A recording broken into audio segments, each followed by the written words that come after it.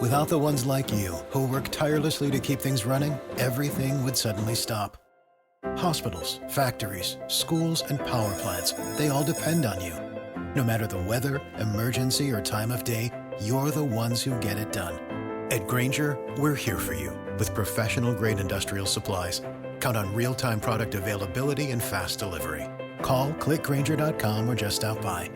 Grainger, for the ones who get it done.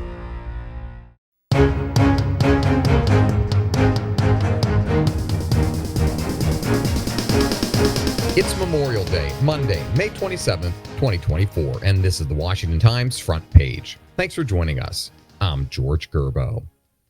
On this Memorial Day, each gravesite at Arlington National Cemetery will have a small American flag placed exactly 1 boot's length away from its headstone. The flags, Mike Glenn reports, are placed by 1,500 soldiers from the Army's 3rd Infantry Regiment, known as the Old Guard.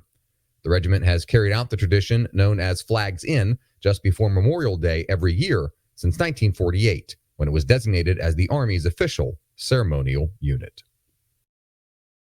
Most states have boosted gas taxes or tied them to inflation to recoup billions of dollars in highway revenues lost over the past decade to fuel-efficient, hybrid, and electric vehicles.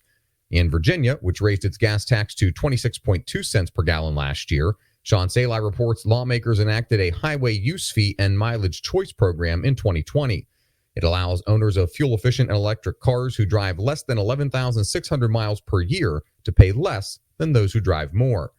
The U.S. Energy Information Administration reported in January that state gas taxes averaged 32.44 cents per gallon, while the federal gas tax has been fixed at 18.4 cents since 1993.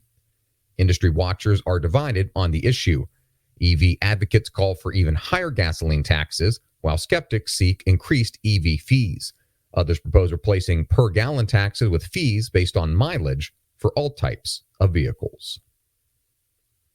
Wind electricity generation dropped 14% during the first half of 2023 from the year before. Susan Ferricchio reports the U.S. Energy Information Administration said electricity generation from wind turbines fell last year for the first time since the 1990s. That's despite an additional 6.2 gigawatts of capacity online from new plants. The Energy Information Administration said a steady increase in wind capacity more than tripled reliability from 2010 to 2023, but slower wind speeds last year dropped the turbine reliability rate to an 8-year low of 33.5%. Wind turbines provided 10.2% of all U.S. electricity generation last year. The Chinese military's simulated attacks on Taiwan in recent days included mock missile strikes and joint operations. Bill Gertz reports more than 20 warships and dozens of bombers and other warplanes took part in war games around Taiwan 3 days after the recent inauguration of its new president. Chinese state media reported the games were intended as a punitive action against the new president.